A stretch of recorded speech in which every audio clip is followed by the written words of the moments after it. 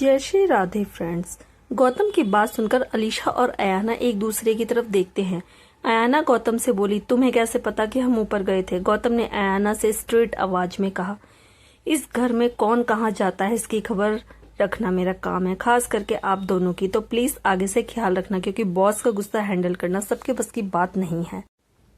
यह बोलकर गौतम वहां से चला जाता है। अयाना अपनी आंखें रोल करती है। बॉस का गुस्सा माय फुट, आखिर समझता क्या है वो डेविल अपने आप को।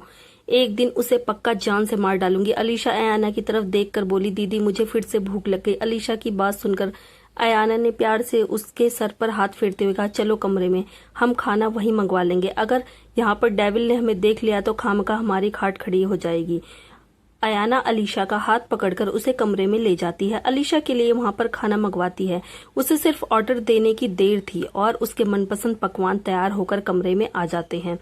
बेशक वह दोनों डेविल की कैद में थी, लेकिन ऐसा लग रहा था जैसे एक शाही जिंदगी जी रही हूँ। अलीशा खाना खाने लगती है और अयाना खिड़की के बाहर दीवार पर अपना सर रख कर देखने लगती है। अलीशा खाना खाते खाते अयाना से बोली, दीदी क्या सोच रही हो? अयाना ने अपने हाथों को छाती पर क्रॉस करते हुए खिड़की से बाहर देखते हुए कहा, सोच रही हूँ कि कैसी जिंदगी हो गई है हमारी। कल तक हमारे पास सब कुछ था, आज कुछ भी नहीं। देखो हम कहाँ आ गए और किसके पास है, एक डेविल की कैद में, जहाँ हमें हर चीज की आजादी है फिर भी कैद है। मुझे तो यह समझ में नहीं आ रहा कि उस डेविल ने हम लोगों को यहाँ पर रखा क्यों है। आखिर वह हमसे चाहता क्या है? क्या वह हमें जान से मारना चाहता है? क्या किसी तरह का कोई बदला लेना चाहता है? आखिर क्या चाहता है? ऑफ कोर्स वह हमें इस ऐशो आराम की जिंदगी में मजे करने के लिए तो यहाँ पर नहीं लेके आया होगा। कुछ समझ में नहीं आ रहा। अलीशा हंसते हुए बोली, वह क्या चाहता है यह तो नहीं पता, लेकिन मुझे तो यहाँ पर बहुत मजे आ रहे हैं। पता है जब डेविल मेरे कमरे में आया था तो उन्होंने मुझसे कहा था कि मैं यहाँ की प्रिंसेस हूँ, मैं जो चाहे यहाँ पर कर सकती हूँ। अलीशा की बात सुनकर अयाना थोड़ी हैरानी से अलीशा की तरफ देखती हुई बोली, क्या उसने ऐसा कहा था? अलीशा हाँ में अपना सर हिला देती है। अयाना कंफ्यूज थी कि आखिर इस डेविल का चक्कर क्या है, कैसा इंसान है यह, कितना कंफ्यूजिंग, कितना सस्पिनियंस है। भला अपने कैदियों को कोई इतनी ऐशो आराम की जिंदगी कौन देता है? अयाना यह सोचते हुए एक बार फिर से खिड़की के बाहर देखती है। तभी उसकी नजर कुछ ऐसे लोगों पर पड़ती है जो उसका अटेंशन एकदम से खींच लेते हैं। वो जैसे उन लोगों को देखती है एकदम से उसकी आंखों में चमक आ जाती है। अयाना देखती है कि बंगले में कुछ पुलिस इंस्पेक्टर आए हैं, साथ में बहुत सारे कांस्टेबल भी हैं। पुलिस को देखकर एकदम से अयाना की आंखों में चमक आ जाती है। पुलिस, ओ माय गॉड, बंगले में पुलिस आई है। क्या यह डेविल को अरेस्ट करने आई है? हाँ, हो सकता है। आखिर उसने इतने बुरे काम किए हैं, ऐसा हो सकता है कि वह अभी पकड़ा ही न जाए। क्या सच में आज डेविल अरेस्ट हो जाएगा? क्या हम आजाद हो जाएंगे? Oh my God, oh my God, oh my God. Ayana अपने मन ही मन में सोचती हुई बोली, मुझे इंस्पेक्टर के पास जाना होगा, उसे सारी बात बतानी होगी कि हमें डेविल ने यहाँ पर किडनैप करके रखा है। वह जरूर हमारी मदद करेंगे। हाँ यह ठीक रहेगा, लेकिन मैं जाऊं कैसे? बाहर तो बहुत सारे लोग हैं, किसी न किसी की नजर तो मुझ पर पड़ ही जाएगी। तभी अचानक अयाना की नजर बालकनी पर पड़ती है और वह कुछ सोचने लगती है। तभी अचानक उसकी आंखों में चमक आ जाती है, क्योंकि उसे एक जबरदस्त आइडिया आता है। वह कमरे के चारों तरफ देखने लगती है। वह खिड़की पर टंगे पर्दे को निकालने के लिए टेबल पर चढ़ जाती है। अचानक अयाना को ऐसी हरकत करता हुआ देख अलीशा काफी ज्यादा हैरान और कंफ्यूज थी। अलीशा अयाना से बोली, दीदी आप ये क्या कर रही हो? आप खिड़की के पर्दे क्यों उतार रही हो? अयाना पर्दे उतारने की कोशिश करते हुए बोली, हमारे यहाँ से पर्दे निकालने का जुगाड़ कर रही हूँ। बस यहाँ पर एक बार यह पर्दे उतर जाए, मुझे जल्दी से जल्दी इस कमरे से बाहर जाना है, हमारे लिए मदद आई है। अयाना की बात सुनकर अलीशा काफी ज्यादा हैरान और कंफ्यूज भी हो जाती है, क्योंकि उसके समझ में नहीं आ रहा था वे कैसे मदद की बात कर रही है, कौन सी मदद की बात कर रही है। अयाना के पास अलीशा को समझाने का टाइम बिल्कुल भी नहीं था। वह फटाफट से पर्दे उतारती है, उन्हें आपस में एक दूसरे के साथ बांधती है और बालकनी में ले जाती है। अलीशा भी भागकर अयाना के पास बालकनी में आती है, यह देखने के लिए कि आखिर वह कर क्या रही है। अलीशा अयाना से बोली, दीदी आप क्या कर रही हो? अयाना पर्दे के एक कोने को बालकनी से बांध देती है। वह गार्डन में पुलिस को दिखाते हुए बोली, वह देखो अलीशा, वहां पर इंस्पेक्टर आए हैं। अगर मैं किसी तरह से उन तक पहुंच जाऊं और उनसे मदद मांगूं तो वो हमारी मदद कर सकते हैं यहाँ से बाहर निकलने में। अलीशा गार्डन में खड़े इंस्पेक्टर की तरफ देखती है। वहां पर बहुत सारे इंस्पेक्टर और कांस्टेबल खड़े थे। अलीशा अयाना की तरफ देखकर बोली, लेकिन दीदी मेरा भाई समर्थ। अयाना अलीशा का हाथ पकड़कर घुटनों के बल बैठकर उसकी आंखों में देखते हुए बोली, एक बार मैं इंस्पेक्टर के पास पहुंच जाऊं और उनसे मदद मांग लूं, फिर वह तुम्हारे भाई को भी ढूंढ लेंगे। हमें यहाँ से निकलना है, जिसके लिए हमें उनसे मदद मांगनी ही होगी। अलीशा कुछ नहीं बोलती, बस चुपचाप खड़ी रहती है। अयाना अलीशा से बोली, मैं फटाफट उनके पास जाती हूँ, तब तक तुम यहीं पर रहना, मैं उनसे मदद लेकर आती हूँ।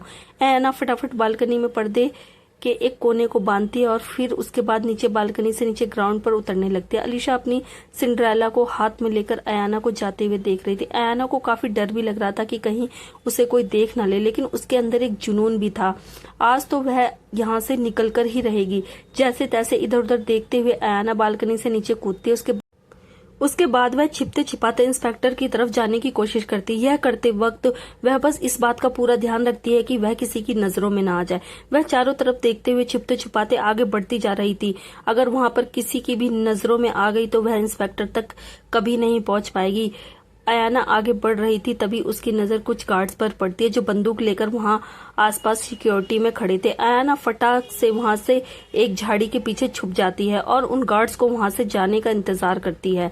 इंस्पेक्टर और उसके कांस्टेबल वहीं पर खड़े हुए थे। अयाना के दिल की धड़कन तेज हो रही थी, बस वह किसी भी तरह से उन तक पहुंचना चाहती थी। वह यह भी जानती थी कि यह चीज उसके लिए काफी खतरनाक साबित हो सकती है, लेकिन उसे यह रिस्क उठाना ही था, अपने लिए और अलीशा की आजादी के लिए। जब वह गार्ड्स वहां से थोड़ा पीछे हो जाते हैं और उनका ध्यान नहीं होता तो अयाना बसते बसते वहां से निकल जाती है। जल्द ही वह भागते हुए चारों तरफ देखते हुए गार्डन में पहुंचती है।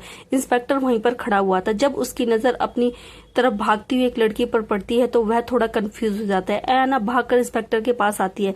Inspector, thank God inspector, please हमारी मदद कीजिए। अयाना की बात इंस्पेक्टर को और भी ज्यादा कंफ्यूज कर देती है। अयाना इंस्पेक्टर से बोली, इंस्पेक्टर इस बंगले में एक आदमी है कबीर डोगरा नाम का। वह बहुत बड़ा माफिया मैन है। वह बहुत सारे इलीगल्स काम करता है। उसने मेरी आंखों के सामने मेरी पूरी फैमिली को मार डाला, मेरे पेरेंट्स को भी मार दिया। उसने मुझे मेरे साथ एक छोटी सी बच्ची को यहाँ पर किडनैप करके रखा है। प्लीज हमें यहाँ से बाहर निकालिए इंस्पेक्टर, प्लीज। उसने छोटी सी बच्ची के भाई को भी यहीं पर रखा हुआ है, पता नहीं कहाँ। हमारी मदद कीजिए इंस्पेक्टर, प्लीज हमारी मदद कीजिए। अयाना बोलती रहती, लेकिन इंस्पेक्टर उसकी बातों का कोई जवाब नहीं देता और उसे देखता रहता है। तभी अचानक इंस्पेक्टर एकदम से कड़क सीधा खड़ा हो जाता है। वह अपनी टोपी उतारकर झुकते हुए ग्रीट करता है, हेलो मिस्टर डोगरा। इंस्पेक्टर की बात सुनकर अयाना अपनी जगह पर जम जाती है। अगस्त अपने ऑफिस में एंट्री करता है। उसके चेहरे पर हमेशा की तरह कोल्ड एक्सप्रेशन थे और उसका असिस्टेंट भी उसके साथ साथ कैबिन की तरफ आता है। अगस्त कैबिन में एंट्री करने से पहले अपने असिस्टेंट से बोला, मुझे कुछ देर अब आराम करना है, मेक श्योर कोई डिस्टर्ब ना करे। हमारी नेक्स्ट मीटिंग कितनी देर में है? कैबिन के अंदर आकर अगस्त अपना कोट निकालने लगता है। असिस्टेंट शेड्यूल चेक करके बोला, अब से ठीक 2 घंटे बाद सर, लेकिन इतनी ज्यादा इम्पोर्टेंट नहीं है। अगर आप ज्यादा थके हुए हैं तो हम उन्हें कल के लिए पोस्टपोन कर देते हैं। अगस्त ने सोफे पर लेट के जवाब दिया, all right now go and don't disturb me. Assistant जाने से पहले बस इतना बोला, ओके सर। उसके बाद वह कैबिन का दरवाजा बंद करके रफू चक्कर हो गया। अगस्त अपनी एक बाजू को अपनी आंखों पर रख लेता है ताकि उसकी आंखों के सामने अंधेरा छा जाए और उसे नींद आ जाए। जब वो आंखें बंद करके सोने की कोशिश करता है और आंखें बंद करते ही उसे शुभी का खूबसूरत चेहरा दिखाई देने लगता है। शुभी की मासूमियत, उसकी मुस्कान, उसकी खिलखिलाती हंसी जो उसे कई गुना खूबसूरत बनाती है। जाने अनजाने उसे शुभी का खिलखिलाता चेहरा देख उसके होठों पर भी हल्की सी मुस्कान आ जाती है। तभी अगले ही पल उसकी मुस्कान गायब हो जाती है जब वो शुभी का बदला हुआ रूप देखता है। उसकी आंखों में आंसू, वो प्रपोज करते टाइम जब उसने उसका दिल तोड़ा था, उस वक्त उसकी आंखों में दर्द, उसका टूटना, जब उसका रेप किया तो उसका दर्द से भरा उसका चीखना, जब उसने उसके साथ जबरदस्ती शादी की तो उसका डरकर भागना, रोना, गिड़गिड़ाना, और उस रात जब वो शराब पीकर उसके साथ वो सब करने ही वाला था तो उसका कपकपाती आवाज में अपनी मम्मा का नाम लेना। अगस्त तुरंत बैठ जाता है और उसकी धड़कनें तेज हो जाती हैं। उसे एक अजीब सी बेचैनी और घुटन होने लगती है। वो अपनी शर्ट के ऊपर के बटन खोल लेता है ताकि खुलकर सांस ले सके। फिर वो उठकर बाथरूम में चला जाता है। अंदर अगस्त बड़े ही अजीब इमोशन से जूझ रहा था। वो पानी से मुंह धो अपनी आंखों को कई बार लगातार पानी से धोता है। जब वो थक जाता है तो रुक जाता है। कुछ देर यूं ही अजीब नजरों से आईने में खुद को देखता है, फिर तुरंत ही अपनी नजरें घुमा लेता है, क्योंकि आईने के प्रतिबिंब में उसकी आंखों में कुछ ऐसा था जो वो नहीं देखना चाहता था, बिल्कुल भी नहीं। थोड़ी देर में वो बाथरूम से बाहर निकलता है तो उसे बाहर कोई सोफे पर बैठा मिलता है। तुम यहाँ। दूसरी तरफ अयाना अपनी जगह पर जमकर खड़ी हो जाती है। जैसे इंस्पेक्टर मिस्टर डोगरा का नाम लेता है, अयाना के दिल की धड़कनें तेज हो जाती हैं एकदम से। वह धीरे से पलटकर देखती है तो पाती है कि उसके पीछे कबीर खड़ा हुआ था, जो उसे ही देख रहा था। कबीर को देखकर अयाना के रोंगटे खड़े हो जाते हैं। उसने एक्सपेक्ट भी नहीं किया था कि कबीर वहां पर पहुंच जाएगा, यहाँ तक कि वह इंस्पेक्टर भी उसे ग्रीट करेगा। कबीर को देखकर अयाना का गला सूख जाता है और माथे पर पसीना आ जाता है। कबीर उसे बिना किसी एक्सप्रेशन के देख रहा था। उसके चेहरे पर इस वक्त कोई गुस्सा नजर नहीं आ रहा था। कबीर चलकर आगे आता है। अयाना काफी नर्वस होकर खड़ी रहती है। इंस्पेक्टर कबीर को ग्रीट करते हुए बोला, मिस्टर डोगरा, हम यहाँ पर आपसे कुछ जरूरी बात करने आए हैं। अयाना पर से अपनी नजर हटाने के बाद कबीर इंस्पेक्टर को वहीं ग्राउंड में लगी कुर्सियों की तरफ इशारा करके बोला, बैठकर बात करते हैं। अयाना की तरफ एक आखिरी बार नजर मारकर कबीर जाकर अपनी कुर्सी पर बैठ जाता है। इंस्पेक्टर भी उसके सामने वाली कुर्सी पर जाकर बैठ जाता है। बाकी सब कांस्टेबल हाथ बांधकर खड़े रहते हैं। इंस्पेक्टर कबीर के सामने ऐसे झुक रहा था जैसे कोई इंस्पेक्टर नहीं बल्कि कबीर का ही कोई गुलाम हो। यह देखकर अयाना की हैरानी का कोई ठिकाना नहीं था। कहाँ वह इस इंस्पेक्टर से मदद मांगने आई थी और कहाँ यह इंस्पेक्टर कबीर के तलवे चाटने में लगा हुआ है। इंस्पेक्टर ने कबीर से कहा, मिस्टर डोगरा, कल ही हमारे पुलिस स्टेशन में कुछ लोग आए थे। उन्होंने आपके खिलाफ कंप्लेंट लिखवाई है कि आपने उनकी फैमिली को गायब करवाया है। यही बात बताने के लिए हम यहाँ पर आए हैं, स्पेशली आपसे मिलने के लिए। इंस्पेक्टर की बात सुनकर कबीर के एक्सप्रेशन थोड़े सीरियस हो जाते हैं।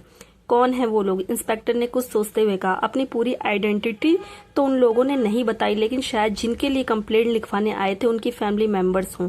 कबीर के एक्सप्रेशन अचानक से खराब होने लगते हैं। इंस्पेक्टर कबीर से बोला, मिस्टर डोगरा, आप चिंता मत कीजिए, हम उन लोगों की कंप्लेंट नहीं लिखी है, लेकिन वह लोग बोल रहे थे कि अगर हमने कोई एक्शन नहीं लिया तो वो किसी बड़ी पोजीशन के ऑफिसर के पास जाएंगे अपनी कंप्लेंट लेकर। तो आप तो जानते हैं कि मैं एक इंस्पेक्टर हूं। अगर वह लोग किसी बड़े ऑफिसर के पास चले गए तो मेरी नौकरी खतरे में आ जाएगी। कबीर अपने एक पैर को दूसरे पैर पर रखकर सिगरेट अपने मुंह में रखकर जलाते हुए बोला, तो तुम क्या चाहते हो इंस्पेक्टर? इंस्पेक्टर ने थोड़ा हेजिटेट करते हुए कहा, हम तो आपके लिए ही काम करते हैं। जब तक आपका हाथ हमारे सर पर है तब तक हमें अपनी नौकरी के लिए चिंता करने की जरूरत नहीं। मैं जानता हूँ आगे तो आप सब कुछ संभाल ही लेंगे। सिगरेट का एक जोरदार कश लेने के बाद कबीर उस इंस्पेक्टर की तरफ देखते हुए बोला, जब जानते हो तो इतना घबराने का रीजन क्या है? चिंता मत करो, तुम्हारी नौकरी खतरे में नहीं आएगी। और जिन लोगों ने कंप्लेंट लिखवाई है उनकी शकल सूरत की फोटो और कुछ डिटेल्स मेरे आदमियों को भेज देना। आगे क्या करना है वह मैं अपने आप देख लूंगा। इंस्पेक्टर खड़ा होकर कबीर के सामने झुकते हुए बोला, ठीक है सर, मैं भिजवा देता हूँ। Have a nice day. Kabir बिल्कुल फुक्त हुआ। इंस्पेक्टर को वहां से चले जाने का इशारा किया। इंस्पेक्टर अपने सारे कांस्टेबल के साथ वहां से चला जाता है। अयाना वहीं पर खड़ी गुस्से से अपने दांत पीसती हुई इंस्पेक्टर को देखती है। साला कमीना, इसने यह वर्दी देश की रक्षा करने के लिए पहनी है या इस डोगरा जैसे इंसानों की दलाली करने के लिए? क्या यार, कानून पर भी भरोसा नहीं रह गया अब तो। अब क्या दुनिया पर ऐसे गुंडों का राज चलेगा? तभी अयाना की नजर कबीर पर पड़ती, जो सिगरेट का सुट्टा लगाते हुए उसकी तरफ देख रहा था। कबीर को अपनी तरफ देखता हुआ अयाना कि रोंगटे खड़े हो जाते हैं। वह इधर उधर नजरें चुराने लगती है। शिट, आज तो रंगे हाथों पकड़ी गई तू अयाना। यह डेविल तो तेरी चटनी बना देगा। अगर आज जिंदा बच गई ना तो अगली बार का फुल प्रूफ प्लान बनाऊंगी यहाँ से भागने का, और पुलिस वालों पर तो बिल्कुल भी भरोसा नहीं करूंगी। कबीर अपना हाथों से एक चुटकी बजाता है। तभी गौतम भागता हुआ कबीर के पास आता है और उसके सामने हाथ बांध के खड़ा हो जाता है। यस बॉस, कबीर गौतम से बोला, इंस्पेक्टर से कुछ डिटेल्स निकलवाओ, हमारे खिलाफ कंप्लेंट करने वालों की जरा अच्छे से खातिरदारी करवाओ। गौतम कबीर की बात का मतलब समझते हुए बोला, don't worry boss, I will handle it. Gautam जाने लगता है, पर जाने से पहले वह अयाना की तरफ और अयाना उसकी तरफ देखती है। अयाना सोच रही थी कि अयाना सोच रही थी कि कैसा आदमी है ये, दिखने में लगता तो नहीं कि यह बुरा है, फिर कबीर के सामने ऐसे गुलामों की तरह क्यों खड़ा हो जाता है और उसकी हर बात को ऐसे कैसे मान लेता है। गौतम बिना कुछ बोले वहां से चला जाता है। सिगरेट पीने के बाद कबीर सोफे से खड़ा होता है, सिगरेट जमीन पर फेंकता है और अपने जूतों के साथ उसे 3-4 बार मसल देता है। अयाना अपनी जगह पर खड़ी हुई थी। कबीर चलकर अयाना के पास आता है। कबीर को अपनी तरफ आता हुआ देख अयाना का दिल और भी जोर जोर से धड़कने लगता है और उसे और भी ज्यादा घबराहट होने लगती है। अयाना अपने घबराहट को अपने चेहरे पर नहीं आने देती। वह कबीर को कभी नफरत भरी नजरों से देख रही थी। अयाना की आंखों में अपने लिए इतनी नफरत और गुस्सा देखकर कबीर के होठों पर तिरछी सी मुस्कान आ जाती है। अयाना के पास आकर कबीर ने कहा, तुमने सोचा भी कैसे कि यहाँ से भाग जाओगे?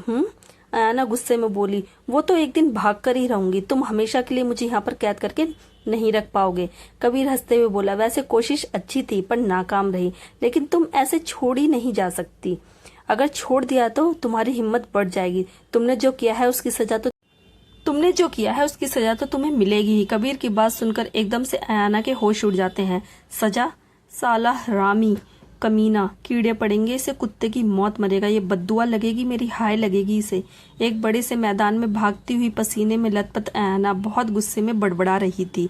एक जगह पर आराम से अपने ऊपर एक बड़ी सी छतरी की छांव में नीचे एक बड़ी सी चेयर पर, जिस पर वह आराम से लेटकर पैर पसार कर हाथ में नारियल पानी उसमें स्ट्रॉ डालकर आराम से नारियल पानी एंजॉय करता हुआ कबीर चिल्लाकर बोला, कुछ कहा तुमने? मैंने सुना नहीं, थोड़ा जोर से बोलो। कबीर की बात सुनकर अयाना को और भी ज्यादा गुस्सा आता है, लेकिन वह भागना जारी रखती है। उसे देखकर कबीर चिल्लाकर बोला, थोड़ा तेज भागो, अगर इसी तरह कछुए के जैसे भागती रहोगी तो कब 500 चक्कर पूरे होंगे? जल्दी करो, तुम पर नजर रखने के अलावा भी बहुत काम है मेरे पास।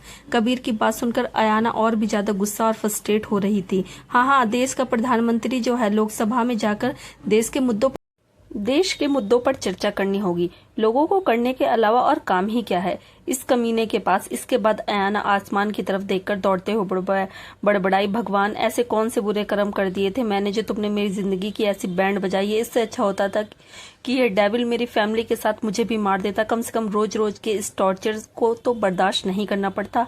आप मुझे इसे मारने का मौका दे रहे हो या नहीं? आपको देना ही होगा। इस कमीने को खत्म किए बिना मैं आपके पास नहीं आने वाली हूँ, बता रही हूँ। छतरी के नीचे कुर्सी पर फैल कर बैठकर मस्त अपने नारियल पानी का एंजॉय करते हुए कबीर सामने का नजारा बड़े मजे से देख रहा था और मजे ले रहा था, खास करके अयाना की हालत का। वह जानता था कि अयाना उससे कितनी नफरत करती है। वो फर्स्ट्रेट थी, बहुत ज्यादा फर्स्ट्रेट, गुस्सा भी थी और लगातार भागे जा रही थी, क्योंकि कबीर ने उसे सजा के तौर पर पूरे ग्राउंड के 500 चक्कर लगाने को कहा था। तभी एक आदमी कबीर के पास आता है और उसके कान में हल्का सा फुसफुसाता है। कबीर नारियल पानी खत्म करने के बाद नारियल पानी को फेंक देता है और चेयर से खड़ा होकर जोर से अंगड़ाई लेता है। आखिरी बार वो अयाना को भागते हुए देखा, अपने हाथों को थोड़ा स्ट्रेच करता है, उसके बाद अपने फोन को लेकर वहां से चला जाता है। अयाना डेविल को जाता हुआ देखती है तो उसकी आंखों में चमक आ जाती है। डेविल जा रहा था, थैंक गॉड। तभी वो भागते भागते रुक जाती है। थोड़ा आराम करने के लिए उसकी सांस फूलती है। अयाना तेज तेज सांस ले रही थी, तभी अचानक उसके पैरों के पास गोली चल जाती है। अयाना एकदम से उछलकर जमीन पर गिर जाती है और बहुत ज्यादा घबरा जाती है। उसे अचानक से चली गोली का कुछ समझ में नहीं आया, वह डर जाती। कबीर जोर से चिल्लाकर अयाना से बोला, किसकी परमिशन से रुकी हो तुम? भागना जारी रखो वरना गोली इस बार अपना निशाना नहीं चूकेगी। अयाना अपने दांत गुस्से में पीसते हुए फिर से खड़ी हुई और भागना शुरू कर देती है। कबीर एक नटखट शैतानी सी मुस्कान के साथ गन के ऊपर वाले हिस्से को फूंक मारता है और अपनी पॉकेट में, पीछे पैंट की पॉकेट में टांग लेता है और वहां से चला जाता है। अगस्त जब बाथरूम से बाहर निकलता है तो देखता है कि उसके कैबिन में सोफे पर अनामिका बैठी हुई थी। अचानक अनामिका को वहां देखकर अगस्त थोड़ा सा हैरान होकर आगे आकर बोला, अनामिका तुम यहाँ पर क्या कर रही हो? अनामिका सोफे से खड़ी होकर अगस्त की तरफ देखती है। अगस्त, मैं यहीं पर तुमसे मिलने आई थी। अगस्त वापस सोफे के पास आकर उस पर बैठ जाता है। मुझसे मिलने? कोई इम्पोर्टेंट काम था? अनामिका मुस्कुराकर अगस्त के पास आती है और उसके बिल्कुल करीब होकर बैठ जाती है। अगस्त को थोड़ा अजीब लगता है पर वह कुछ ज्यादा रिएक्ट नहीं करता, बस नॉर्मली अपनी जगह पर बैठा रहता है। अनामिका प्यार से अगस्त की थाइस पर हल्का हाथ फेरते हुए बोली, हमें काफी टाइम हो गया एक साथ कहीं बाहर जाए हुए, आज क्लब चलते हैं, इसी बहाने एक दूसरे के साथ थोड़ा टाइम भी बिता लेंगे। अगस्त अनामिका के हाथ को थोड़ा पीछे करता हुआ उसकी आंखों में देखता है। अनामिका को थोड़ा अजीब लगता है, लेकिन वह नॉर्मली फेस रखती है। अगस्त थोड़ी नॉर्मल आवाज में अनामिका से बोला, देखो अनामिका, ऑफिस में मुझे बहुत काम है और पीयूष को भी तो ढूंढना है। मेरे पास अभी इतना खाली वक्त नहीं है कि मैं क्लब में आकर एंजॉय करूँ। तुम जानती हो मेरी लाइफ में कुछ भी ठीक नहीं चल रहा, ऐसे में एंजॉय करने का तो कोई सवाल ही नहीं उठता। अनामिका अगस्त के हाथ को अपने हाथ में पकड़ते हुए बोली, एंजॉय ना सही, अपने गम को थोड़ा हल्का करने के लिए ही चल पड़ो। मैं काफी टाइम से सोच रही थी तुम्हारे साथ कहीं बाहर जाने के लिए, पर तुम्हारे पास आजकल मेरे लिए टाइम ही नहीं होता। अगस्त प्लीज मेरे साथ चलो, I really want to spend some time with you. Anamika जिद करने लगती है, इसलिए अगस्त एक गहरी सांस लेकर बोला, ठीक है मैं चलने को तैयार हूँ। यह सुनकर अनामिका काफी ज्यादा खुश हो जाती है। Oh really, thank you sweetheart, thank you so much. August Anamika से बोला, पर पहले मुझे अपने ऑफिस का सारा काम निपटाना होगा, उसके बाद ही मैं चल सकूंगा। अनामिका मुस्कुराकर बोली, हाँ बिल्कुल, कोई जल्दी नहीं है, हम रात को 8 बजे चलते हैं, तब तक तुम्हारा काम भी कंप्लीट हो जाएगा ना। अगस्त हल्का सा अपना सर हिला देता है। हाँ मैं तुम्हें पिक करने के लिए आ जाऊंगी। अनामिका मुस्कुराती है और अगस्त को हक करके उसके गाल पर किस कर देती है। अगस्त को थोड़ा अजीब लगता है, लेकिन वह ज्यादा कुछ रिएक्ट नहीं करता, क्योंकि अनामिका अक्सर ऐसा करती थी। वह सोफे से खड़ी होकर बोली, अच्छा मैं चलती हूँ, मुझे कुछ शॉपिंग करनी है और उसके बाद अपने कुछ फ्रेंड के साथ घूमने जाना है, हम रात को मिलते हैं। अगस्त हल्का सा अपना सर हिला देता है और अनामिका मुस्कुराकर वहां से चली जाती है। शाम को अयाना भागते भागते बहुत थक जाती है और उसकी सांस भी बहुत फूल जाती है। वह देखती है कि कबीर वहां पर बैठा हुआ उसे देख रहा है। वह फटाक से अपना काम खत्म करके वापस उसी जगह पर आकर बैठ गया था और अयाना के मजे ले रहा था। अयाना इतनी ज्यादा थक चुकी थी कि अब उसके लिए एक कदम भी बढ़ाने की हिम्मत नहीं रही थी। उसके अभी भी 50 राउंड बाकी थे। उसने 450 राउंड कंप्लीट कर लिए थे, जो कि बहुत इम्प्रेसिव थे। जब अयाना रुक जाती है और जमीन पर बैठ जाती है तो कबीर अयाना से चिल्लाकर कहता है, रुक क्यों गई, अभी 50 बाकी हैं, चलो खड़ी होकर शुरू करो।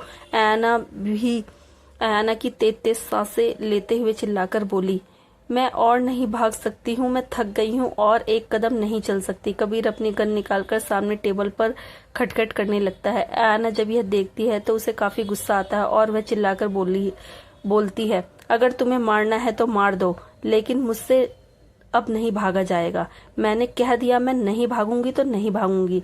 मैं बहुत थक गई हूँ। कैसे इंसान हो तुम? तुम्हारे अंदर थोड़ी सी भी दया है या नहीं? क्या दिखाई नहीं देता मेरी बैंड बजी पड़ी है? अयाना की बात सुनकर कबीर अपनी आईब्रोज ऊपर उठा लेता है। तो तुम पक्का नहीं भागने वाली? अयाना मना करते हुए बोली, 100% बिल्कुल नहीं भागूंगी अपनी जगह से।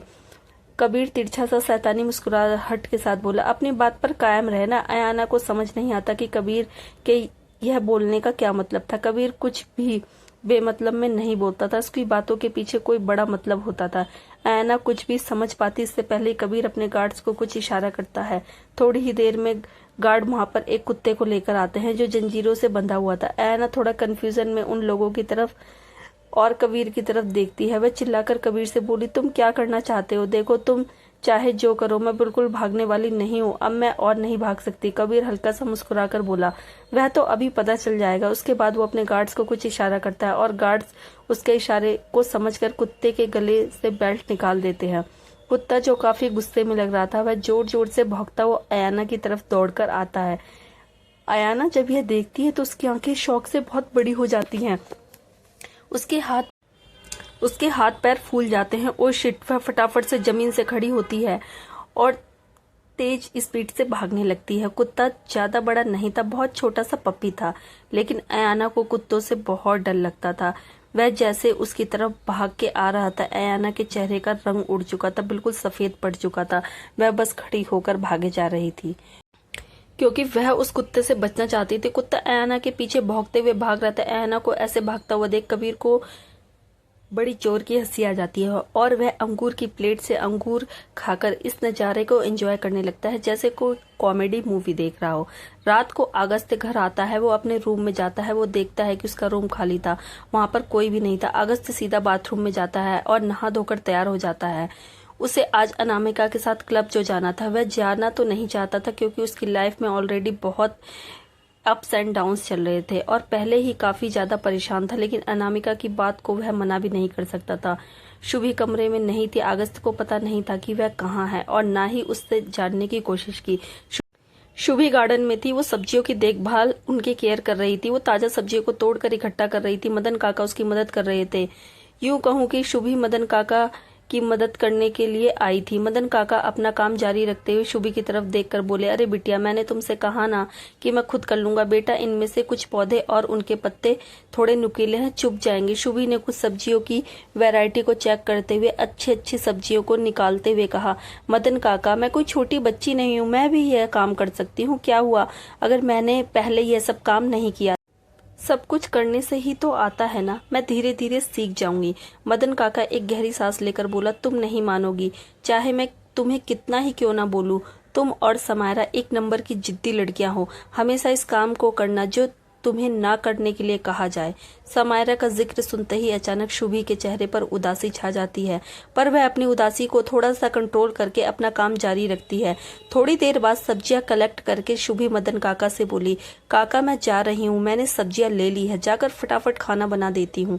वैसे भी अगस्त आता ही होगा और अगर वह भूखा रहा तो खामखा उसके अंदर का शैतान जाग जाएगा। ठीक है बिटिया, मैं जरा यहाँ का थोड़ा काम निपटा देता हूँ। कुछ सब्जियों में खाद और पोषक तत्वों की कमी हो गई है, मैं जरा उनको ठीक से संवार देता हूँ, उसके बाद आकर किचन में तुम्हारी मदद करता हूँ।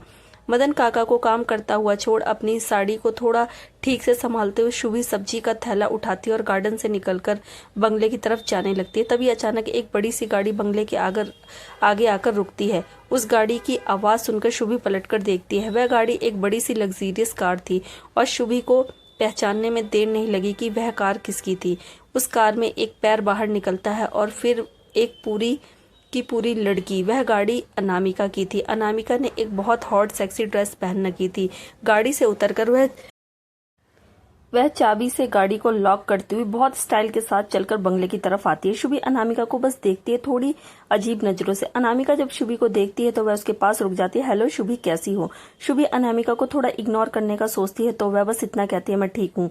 वो जाने लगती है कि तभी अनामिका बोल पड़ती है, सुना है अगस्त ने घर के सारे नौकरों को छुट्टी दे दी है और उन सारे नौकरों का काम तुम्हें अकेले करना पड़ रहा है। अनामिका की बातों से ऐसा लग रहा था जैसे वो शुभी को ताना सुना रही हो। शुभी अपनी जगह पर रुक जाती है। उसे अनामिका की बातों से चिढ़ मचने लगती है पर वह कुछ बोलती नहीं। अनामिका हल्की सी तिरछी मुस्कान के साथ आगे बढ़ती है और शुभी को छेड़ने लगती है। बहुत तकलीफ होती होगी ना तुम्हें इतने बड़े बंगले में नौकरों की तरह काम करते हुए। कहाँ तुम एक बड़े से बंगले की राजकुमारी की तरह रहती थी जहाँ पर बिस्तर से नीचे पैर रखने से पहले भी तुम्हारे पैरों में मखमल की चप्पल आ जाती थी। और कहाँ अब खैर सब अपनों के ही कर्मों की सजा है। अगर तुम्हारे भाई ने वो हरकत ना की होती तो आज तुम्हारी हालत ऐसी ना होती। बड़ा शेल्फिश है तुम्हारा भाई। समायरा का बलात्कार करके 500 करोड़ के हीरे लेकर फरार हो गया और तुम्हारे बारे में एक बार तक सोचा तक नहीं और तुम्हें छोड़कर चला गया अपने हिस्से की सजा भुगतने के लिए।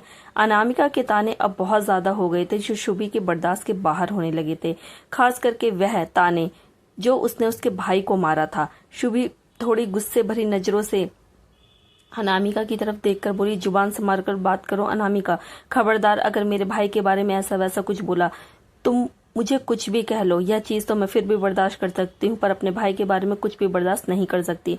उस पर लगे इल्जाम अभी साबित नहीं हुए हैं, यह सिर्फ एक शक है। इस बात पर अनामिका ने हंसते हुए कहा, किस वहम में जी रही हो तुम? तुम्हारा भाई इतना बड़ा कांड करके भाग गया, तुम अब तक अपने भाई पर आंख बंद कर भरोसा किए हुए हो? तुम्हें सीरियसली लगता है कि तुम्हारा भाई भरोसे के लायक है? समायरा ने खुद पीयूष का नाम लिया है कि उसके साथ वह सब कुछ उसने ही किया है, वरना तुम्हें क्या लगता है अगस्त ऐसे ही मान गया कि सब कुछ पीयूष का किया धरा है? जबकि वह तो पीयूष से तुमसे भी ज्यादा भरोसा करता था। आज उसका प्यार, उसका भरोसा सब कुछ बेइंतहा नफरत में बदल गया। नफरत करता है वह तुमसे और तुम्हारे भाई से। यह बोलकर एक डेविल की मुस्कान के साथ शुभी को देखकर अनामिका बंगले के अंदर चली जाती है। सब्जियों के थैले पर शुभी की पकड़ मजबूत हो जाती है और उसकी आंखें बहुत ज्यादा डार्क हो जाती हैं। मेरे भाई ने कुछ नहीं किया। जिस दिन समायरा होश में आ जाएगी ना, उस दिन वह खुद इस बात की गवाही देगी और फिर तुम्हारे चेहरे और अगस्त के चेहरे पर जो तमाचा पड़ेगा तुम लोग उसे हमेशा याद रखोगे। मुझे अपने भाई पर भरोसा है, कोई करे ना करे, लेकिन उसकी बहन अपनी आखिरी सांस तक अपने भाई पर भरोसा करोगी।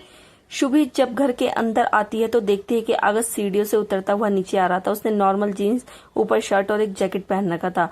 कपड़े फॉर्मल हो या कैजुअल उस पर बहुत ही अच्छे लगते थे। उसकी पर्सनैलिटी थी ही ऐसी, वह कपड़ों को नहीं, कपड़े उससे ज्यादा चमकते थे। August baby you are looking so handsome. August के पास आकर अनामिका अगस्त को हक करती है और उसके गाल पर किस कर देती है। अगस्त की नजर शुभी पर पड़ती है जो इन्हें इस तरह गले लगता हुआ देख और अनामिका को उसे किस करता हुआ देख कर भी चुपचाप अपनी जगह पर खड़ी हुई थी, लेकिन उसकी आंखें देखकर लग रहा था कि उसे यह सब बिल्कुल भी अच्छा नहीं लग रहा। अगस्त से शुभी से अपनी नजरें फेर लेता है और अनामिका की तरफ देखता है। वह मुस्कुराकर अनामिका के बालों को उसके कानों के पीछे करते हुए बोला, तुम भी बहुत खूबसूरत लग रही हो, डैम हॉट। अगस्त की बात सुनकर अचानक ही अनामिका के दिल की धड़कनें बहुत ज्यादा तेज हो जाती है, उसके गाल लाल हो जाते हैं। Seriously thank you. Anamika blush करने लगती है। उसे लग रहा था कि अगस्त उसकी खूबसूरती पर फिदा है। आज उसने उसके हॉट लुक को गौर कर ही लिया, मतलब इतने घंटों का पार्लर में बिताना कामयाब हुआ। पर वह यह कहाँ जानती थी कि अगस्त यह सब कुछ शुभी को सुनाने के लिए बोल रहा है। लेकिन वह क्यों सुनना चाहता है शुभी को? क्या इसलिए क्योंकि शुभी ने कभी उसके सामने अपनी फीलिंग्स को कन्फेस किया था और अब वह शुभी को हर्ट करना चाहता है? बहुत ज्यादा हर्ट। सच में जब हम किसी इंसान को यह एहसास दिला देते हैं कि वह हमारे लिए कितना कीमती है और हम उसके बिना नहीं जी सकते, तो वह इंसान एक मौका नहीं छोड़ता हमारी जान निकालने का, हमें अंदर ही अंदर मार डालने का, हमारे जज्बातों को अपने पैरों के नीचे कुचलने का। यही सही वक्त। अगस्त भी इसी वक्त का वेट कर रहा था। जब अगस्त शुभी की तरफ देखता है तो उसे अपनी चाल कामयाब होती हुई दिखाई देती है, क्योंकि शुभी का चेहरा हल्का सा उतर गया था। वह दोनों की तरफ नहीं देखती और किचन की तरफ जाने लगती है। अनामिका अगस्त से बोली, बेबी आर यू रेडी? आज हम लोग डैड के फेमस डांस बार में जाने वाले हैं। मैं वहां तुम्हें अपने कुछ फ्रेंड से भी मिलवाना चाहती हूँ। सब लोग तुमसे मिलने के लिए काफी ज्यादा एक्साइटेड है। आज पूरी रात हम एक दूसरे के साथ ही बिताएंगे। अगस्त जब देखता है कि शुभी वहां से चली गई है तो उसके चेहरे पर एक्सप्रेशन नॉर्मल हो जाते हैं।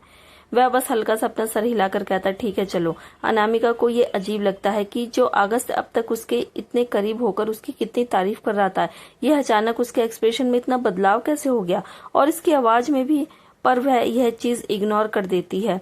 अगस्त की बाहों में बाहें डालकर बंगले के बाहर चली जाती है और दोनों गाड़ी में बैठकर क्लब के लिए निकल जाते हैं।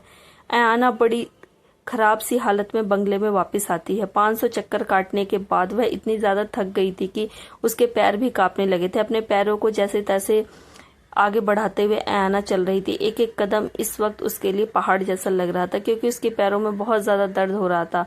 सांस फूल रही थी जो अब तक नॉर्मल नहीं हुई थी। कबीर के कुछ आदमी आयाना को थोड़ा सहारा देकर आगे बढ़ने में मदद कर रहे थे।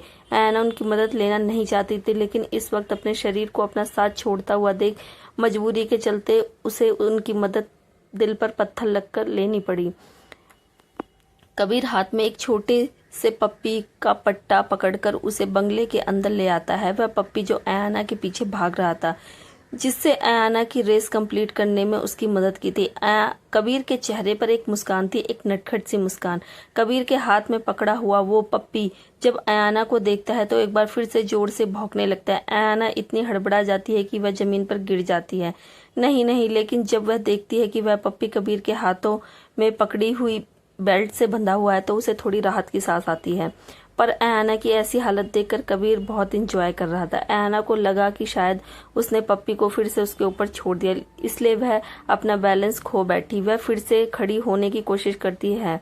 वह कबीर की तरफ देखती है जो उसे देखकर ऐसे मुस्कुरा रहा था जैसे उसने उसे सजा देकर कोई जंग जीत ली हो, या उसे तड़पते हुए देखकर उसे बहुत ज्यादा मजा आ रहा हो। उसके चेहरे पर यह मुस्कान देख आयाना का खून इतना उबलता है कि उसका मन कर रहा था कि अभी उसके पास जाकर उसके चेहरे से यह मुस्कान उखाड़ फेंके। हालांकि इस वक्त मुस्कान के साथ काफी हैंडसम भी लग रहा था, क्योंकि उसकी डेविल पर्सनैलिटी पर यह डेविल सी मुस्कान चार चांद लगा रही थी। लेकिन आयाना को ना तो उसकी शक्ल पसंद थी और ना ही उसकी यह खतरनाक सी मुस्कान। डॉगी के साथ आगे बढ़ता हुआ कबीर सोफे पर आकर फैलकर बैठ जाता है जैसे कि उसकी आदत है। तभी अपने हाथ में अपनी सिंड्रेला डॉल को लेकर अलीशा सीढ़ियों से नीचे उतर कर आती है। आना दीदी, आप कहाँ थी? मैं कब से आपका इंतजार कर रही थी। आप कहाँ चली गई थी? कितनी देर हो गई, आप लौट कर नहीं आई।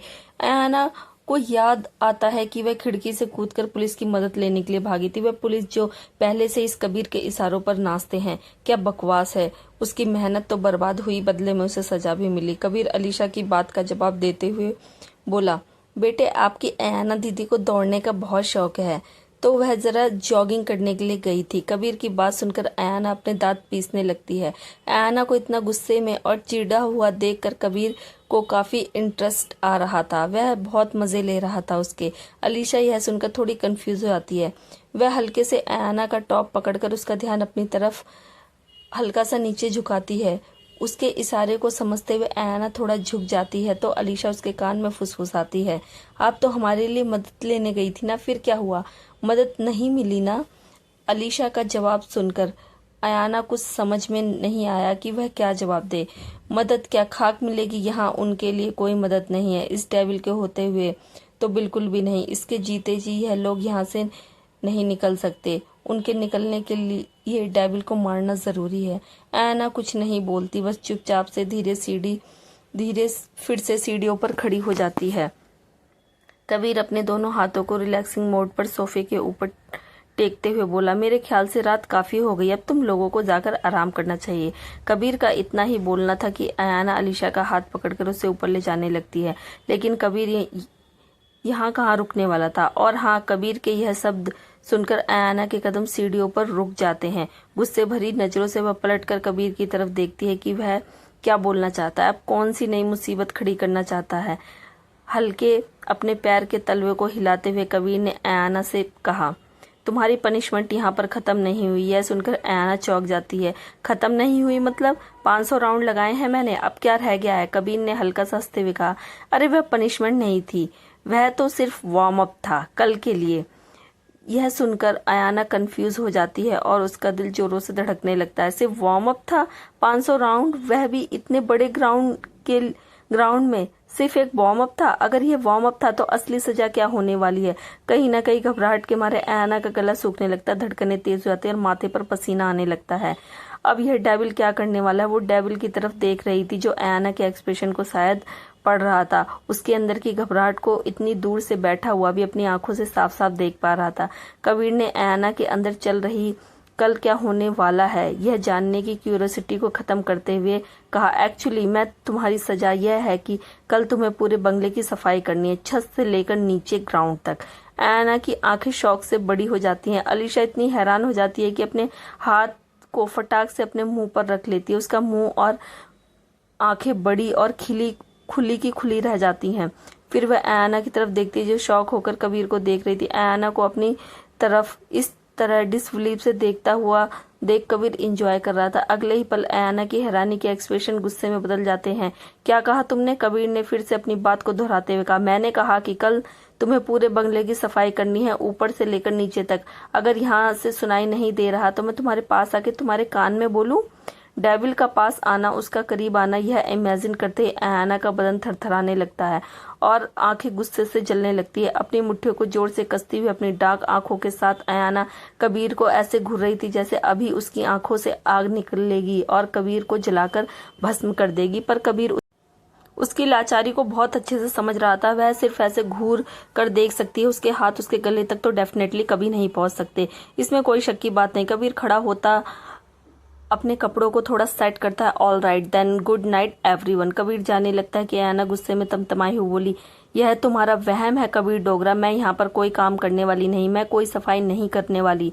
अपने हिस्से की सजा मैं पूरी कर चुकी हूँ और वैसे भी वह कोई मेरे हिस्से की सजा नहीं थी, वह तुम्हारा पागलपन था। तुमने हमारी फैमिली को खत्म करके हमें यहाँ पर किडनैप करके रखा है। क्या चाहते हो तुम हमसे? हाँ, अगर तुम्हें हमें मारना होता तो उस वक्त ही मार देते। यह तो मैं जानती हूँ कि तुम हमें मारना तो नहीं चाहते, फिर हमें यहाँ पर रखकर टॉर्चर करना तुम्हारा मकसद है। अयाना के सब सुन कबीर के कदम जो वहीं पर रुक गए थे वह पलटकर आए उसकी तरफ देखता है।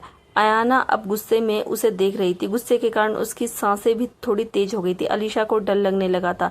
जिस तरह से कबीर उन्हें देख रहा था वह घबराने लगी थी। वह अयाना का हाथ पकड़कर उसके पीछे हल्का सा छुप जाती है, पर अयाना को कबीर की डार्क आंखों से घंटा भी फर्क नहीं पड़ रहा था क्योंकि उसका गुस्सा जायज था और ज्यादा भी। कबीर अपने कदमों को अयाना की तरफ बढ़ाने लगता है। उसके डार्क एक्सप्रेशन, उसकी तरफ बढ़ते कदम देखकर पता नहीं क्यों अयाना को भी अफसोस होने लगता है कि उसने क्या बोल दिया। अगर उसने फिर से उसे टॉर्चर किया या कुछ ऐसा वैसा किया, लेकिन क्यों? वह क्यों डरे? उसकी क्या गलती है? सारी गलती तो इस कमीने की है। इसने उसे यहाँ पर कैद करके क्यों रखा है? हिम्मत करके अयाना अपने डर को अपने सीने में ही दफनाए रखती है और अपने चेहरे पर नहीं आने देती। अयाना के चेहरे पर हिम्मत देख कबीर के हाथ का एक कोना हल्का सा उठ जाता है और उसे तिरछी सी मुस्कान के साथ उसके एक्सप्रेशन और भी ज्यादा कातिलाना और डेविल लगने लगते हैं। सही कहा तुमने, तुम्हें ना मार कर तुम्हें यहाँ पर लाने का मेरा एक मकसद है।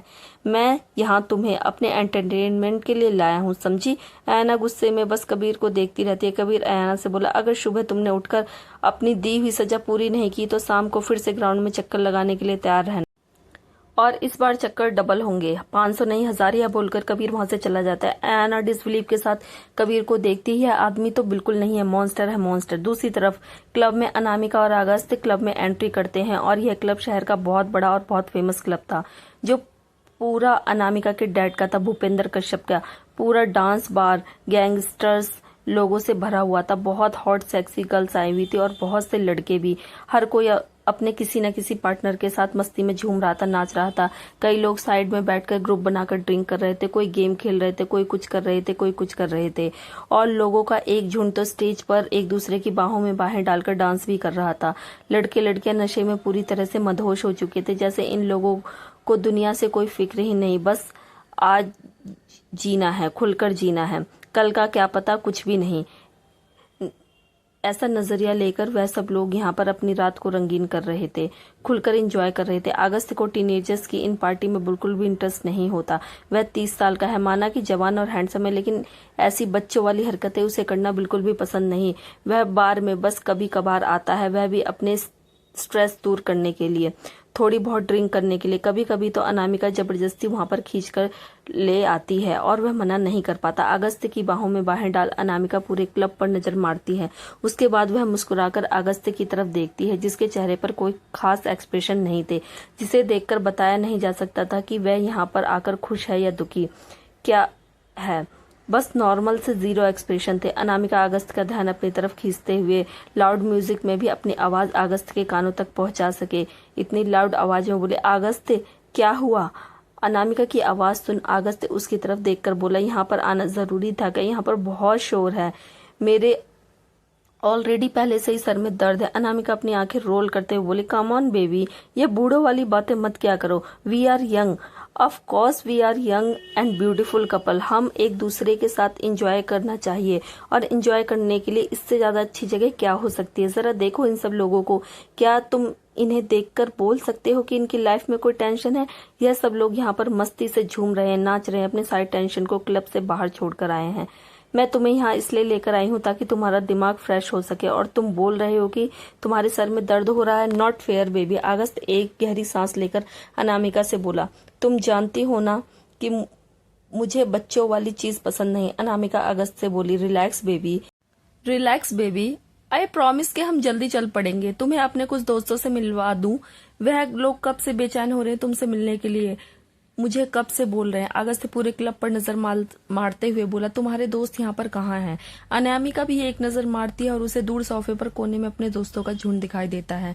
दे आर ओवर देयर, चलो चलते हैं। अनामिका अगस्त की बाहों में बाहें डालकर क्लब के अंदर आती है और वह नशेड़ी और शराबी लोगों की भीड़ को क्रॉस करते हुए उस जगह पर पहुंच जाते हैं जहां पर कई सोफे लगे हुए थे। सामने टेबल पर ड्रग्स, शराब, सिगरेट के पैकेट और ना जाने क्या क्या पड़ा हुआ था, और सोफे पर फैल कर बैठे हुए थे कुछ लोग, जिनमें कई लड़के थे और कई लड़कियों ने बहुत hot tip top, jeans, skirt, पता नहीं क्या क्या पहना हुआ था।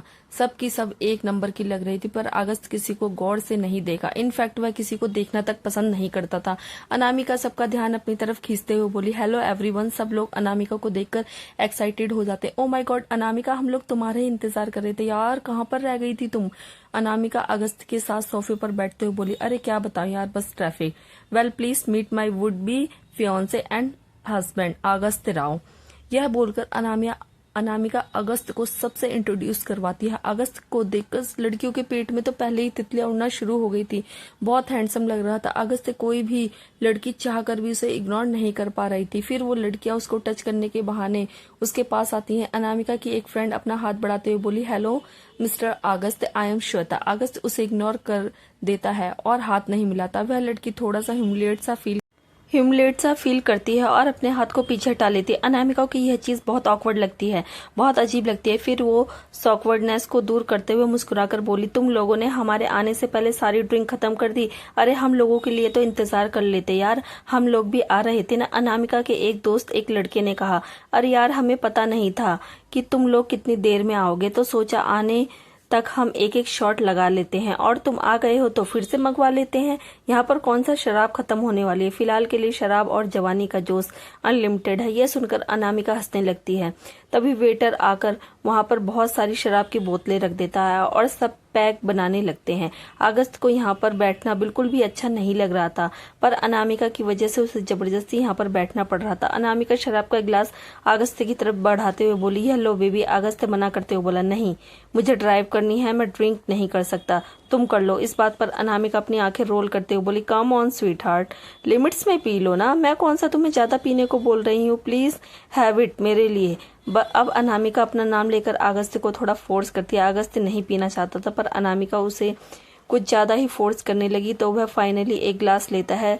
ज्यादा शराब नहीं थी उस ग्लास में, छोटा सा पैक था, बहुत एक्सपेंसिव और जबरदस्त शराब थी। अगस्त थोड़ी थोड़ी करके शराब पीने लगता है। म्यूजिक काफी लाउड था, उनके बीच नॉर्मल आवाज में एक दूसरे से बातें करना तो लगभग नामुमकिन था, इसलिए अगर कोई किसी से कुछ बात बोलना भी चाहता था तो थोड़ा जोर लगाकर बोलना पड़ती थी।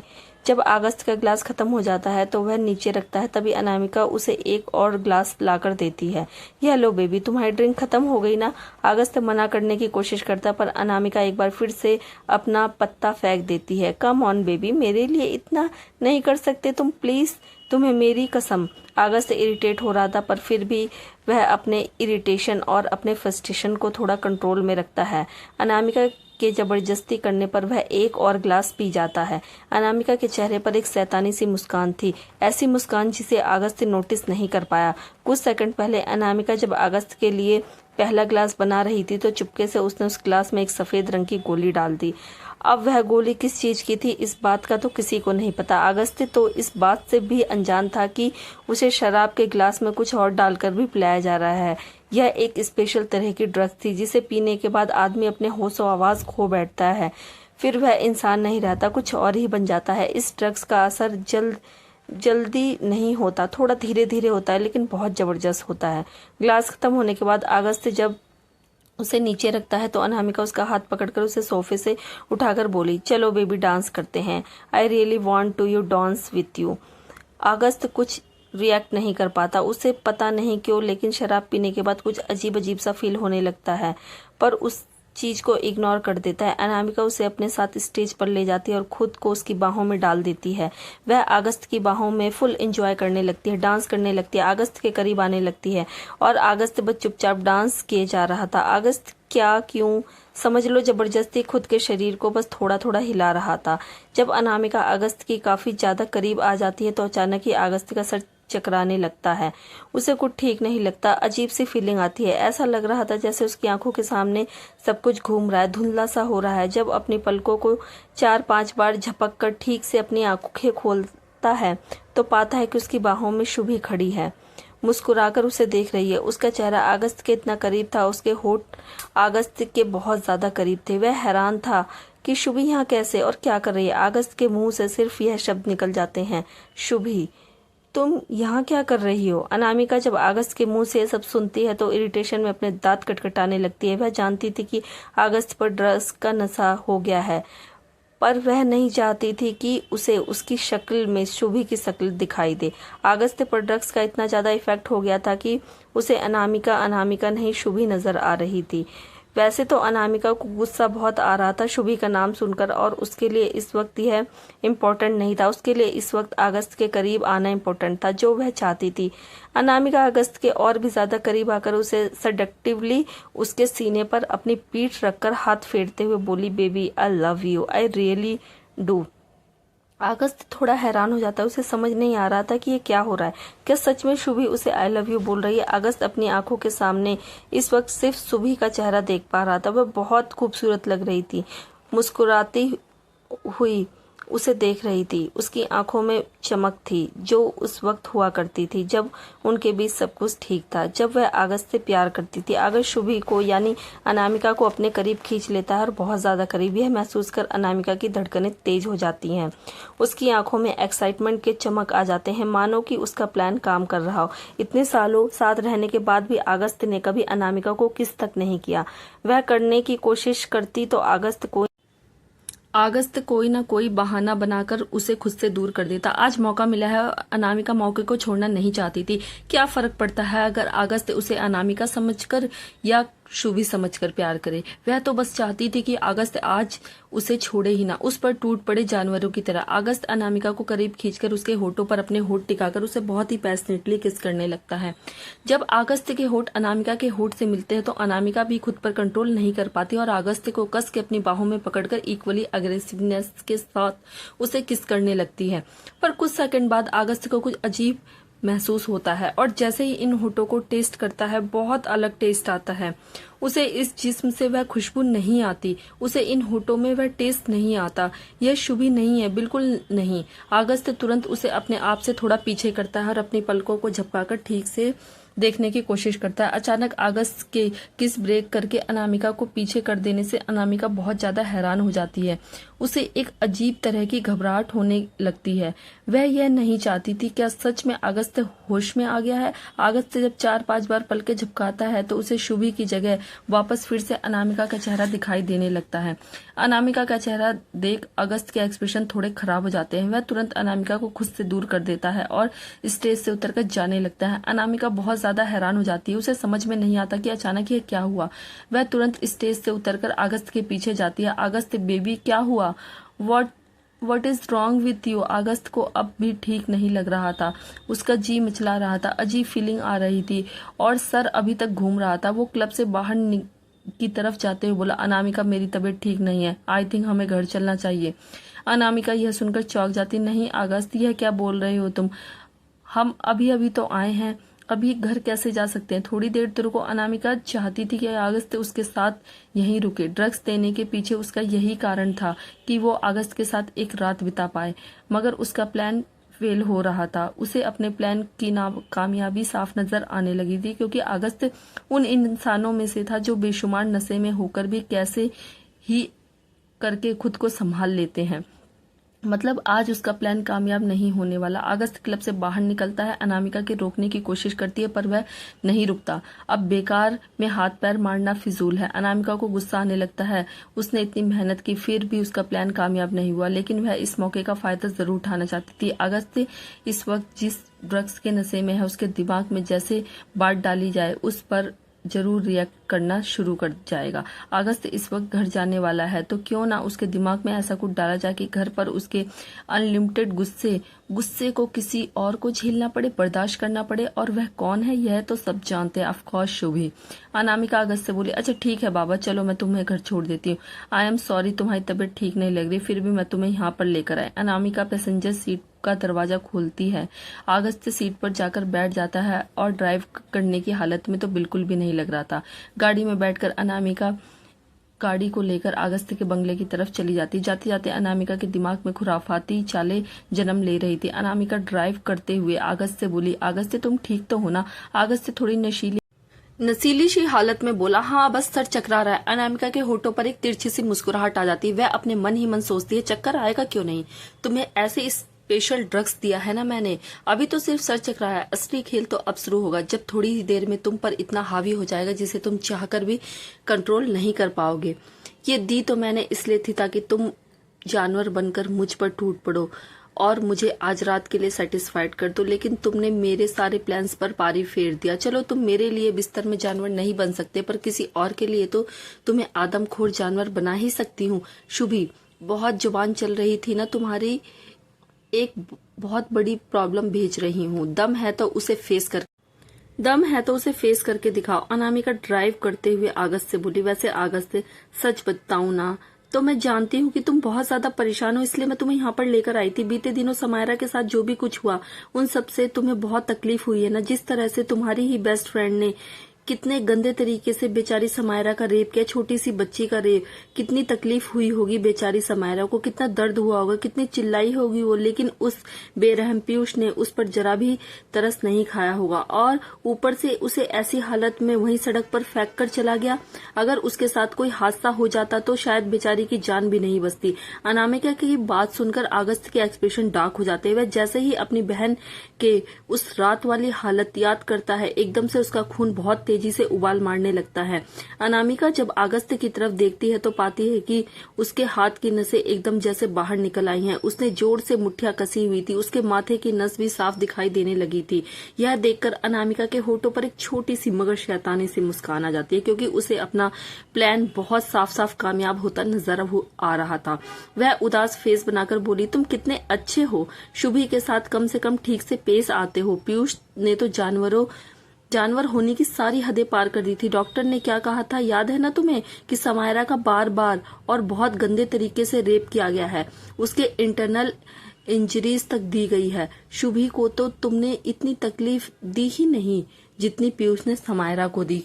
बेचारी कितनी तड़प रही होगी, हम दोनों तो इस बात का अंदाजा भी नहीं लगा सकते। और उसके बाद वह तुम्हारे 500 करोड़ के डायमंड लेकर भी भाग गया। कितना घटिया है ना पीयूष, वह शायद जानता था कि तुम उसकी तरह कभी नहीं गिर सकते, इसलिए तो वह अपनी बहन को यहीं पर छोड़ गया और अपने साथ ले जाने का रिस्क उसने नहीं लिया। या फिर ये भी हो सकता है कि शुभी जानती हो कि उसका भाई कहाँ छुपा है और वो उसकी जान बचाने के लिए जानबूझकर तुम्हें नहीं बता रही हो सकता है दोनों भाई बहन मिले हुए हों। होने को तो कुछ भी हो सकता है ना। अनामिका अपनी बातों का असर कंफर्म करने के लिए अगस्त की तरफ देखती है और यह देखकर उसके चेहरे पर बहुत संतुष्टि से भरी मुस्कान आती है कि उसकी बातों अगस्त को सीने पर तेजाब की तरह लग रही थी, उसका पूरा असर कर रही थी। अगस्त की आंखें लाल हो गई थी। अनामिका अपने मन ही मन में सोचते हुए बोली, हो गया मेरा काम। अब तो अगस्त के कहर से भगवान ही शुभी को बचाए। जोर से तेज आवाज के साथ बंगले का दरवाजा खुलता है। आवाज बहुत तेज थी। अगस्त डार्क आंखों, हाथ और माथे पर गुस्से से फूली हुई नसों को लेकर अपने लंबे कदमों के साथ घर में एंट्री करता है। बाहर अनामिका गाड़ी में बैठी बंगले की तरफ देखकर मुस्कुरा रही थी। उसकी आंखों की चमक बता रही थी कि वो अपना काम बखूबी कर चुकी है। आज रात तुमने मेरे नहीं तो क्या हुआ, ऐसी बहुत सी रातें आएंगी तुम्हें अपना बनाने के लिए। अगस्त फिलहाल तो आज सुबह को सबक मिलना बहुत जरूरी है। बहुत जबान चल रही थी ना उसकी, अब उसे पता चलेगा कि अगस्त कितना खतरनाक भी हो सकता है। आज रात अब जिंदा बच गई तो दोबारा जरूर मिलेंगे सुबह खन्ना। अनामिका अपनी गाड़ी मोड़ती है और एक आखिरी नजर बंगले पर डालकर वहां से चली जाती है। उसने अगस्त के सीने में जो आग लगाई थी आज वह सब कुछ जलाकर राख कर देने वाली थी। अगस्त हॉल में सीढ़ियों पर चढ़ता हुआ जा रहा था। मदन काका जब वहां आते हैं तो अगस्त को देखते हैं। उसकी नजरें अपने कमरे की तरफ थी और उसके एक्सप्रेशन काफी डार्क थे। मदन काका बोले, अरे अगस्त तुम आ गए, चलो मैं खाना। मदन काका बोलते बोलते रुक जाते हैं जब वो देखते हैं कि अगस्त पर उसकी बातों का कोई असर नहीं पड़ रहा, जैसे वो उसकी बातों को सुन ही नहीं रहा। वो अब भी आगे ही बढ़ता जा रहा है। अगस्त जब चला जाता है तो आसमान में जोर से बिजली कड़कती है। मदन काका थोड़ा हैरानी से बाहर की तरफ देखते हुए बोले, ये अचानक मौसम को क्या हो गया, लगता है कोई बड़ा तूफान आने वाला है। फटाफट सारे खिड़की दरवाजे चेक कर लेता हूँ कि ठीक से बंद है या नहीं, वरना ऐसा ना हो कि तूफान यहाँ पर कोई तबाही मचा दे। मदन काका अपने काम में लग जाते हैं। उन्हें क्या पता था कि आज यह तूफान कहाँ से आने वाला है और कौन तबाह होने वाला है। शुभी अपने कमरे में बिस्तर पर लेटी हुई थी। वह काफी थक गई थी और उसे बहुत नींद भी आ रही थी। कुछ दिनों से अगस्त उसके बिल्कुल करीब नहीं आया तो शुभी को इस बात से सुकून था। वह हैरान जरूर थी क्योंकि अगस्त उसके पास आना तो दूर, उसके सामने आना तक अवॉइड करने लगा था, लेकिन अब उसका डर कुछ कम हो गया था। वह शांति से सो पा रही थी। एकदम से जब कमरे का दरवाजा तेज आवाज में खुलता है तो सुबह सकपकाकर जाग जाती है और दरवाजे की तरफ देखती है। कमरे में अंधेरा था, बाहर बिजली कड़क रही थी। खिड़की से जब बिजली कड़कने की रोशनी आ रही थी तो उस रोशनी में अगस्त का चेहरा दिखाई दे रहा था। To be continue. Friends please please please support करें। आप वीडियो में ज्यादा से ज्यादा कमेंट करें। आपके कमेंट का मुझे हमेशा वेट रहता है। आप कमेंट करें, लाइक करें, चैनल को सब्सक्राइब करें। हर हर महादेव दोस्तों।